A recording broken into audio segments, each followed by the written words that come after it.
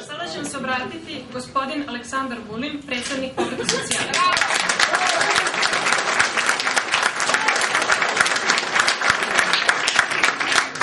Znate, ja kad govorim ispred na tribinama Pokreta socijalista, ja uvek počnem sa drugarice i drugovi. Šta da vam kažem, drugarice i drugovi, kad smo bili drugovi, živjeli smo kao gospoda, a sad kad smo postali gospoda, vidite kako nam ide. Dobroveče. Hvala što ste večeras ovde po ovom mraku. Pre neki dan sam bio u Vlasotincu i kažem im, ispunila nam se velika želja. Sad ste kao Beograd.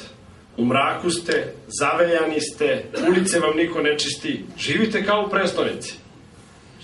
Izgleda, sve te naše želje da svi budemo prestonica se ispunjavaju, ali se ispunjavaju tako što smo svi podjednako siromašni, što smo svi podjednako prevareni, što smo slagani, što smo poniženi i nekako učutali.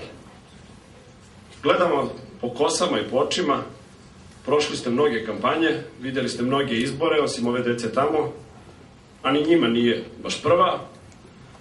Da li možete da se setite nekih izbora o kojima se više ćutalo? Vidite li kako se ćuti?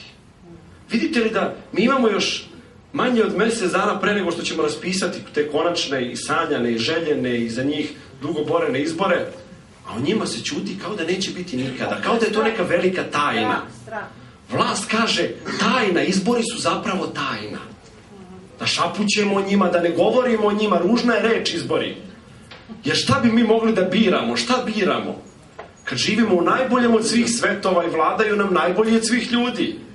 I niko ko će doći da ih zameni i ne može da ih zameni. Sve vreme govori ona prokleta ćorava kutija, svako večer se upali u 7:30 i kao da se nikada ne ugasi. Iz nje stalno progovara: ovi što hoće da nas zamene nisu bolji od nas. Oni su isti kao i mi. Jesmo mi i ološi šljam. Jesmo mi i kriminalci. Jesmo i lažovi.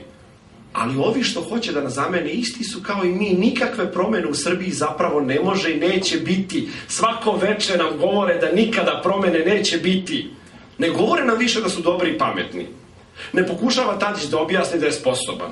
Ne pokušava Dačić da objasni da nije lažov. Ne govori više Đilas da ne krade. Samo govore, oni što dolaze iza nas isti su kao i mi. Ne da vam da poverujete u to.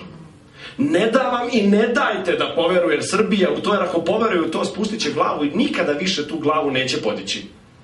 Ako poveruje u to da promjena nije moguća, onda će poverovati da je vreme u kome živimo, da je grad u kome živimo, da je Srbija u kojoj živimo zapravo jedino moguća.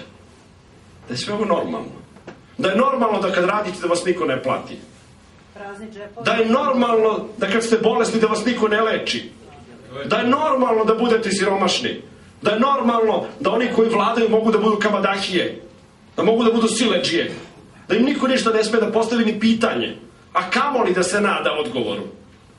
Ako poverujemo da promjena nije moguća i da je neće biti, onda ćemo poverovati da je normalno da nam opljačkaju fabrike i da nikad ne bude revizije privatizacije. Da je normalno da žena krije trudnoću jer trudno je niko zaposliti neće. Ma ne trudnu, nego samo li pomisli gazda da će hteti jednog dana da rađa dete, neće nikada dobiti posao. Poverovat ćemo da je to normalno. Budemo li poverovali da se ništa u Srbiji neće i ne sme promeniti, poverovat ćemo da je normalno da imamo najbogatije gradonačelnika u Evropi i najsiromašniju prestonicu u Evropi.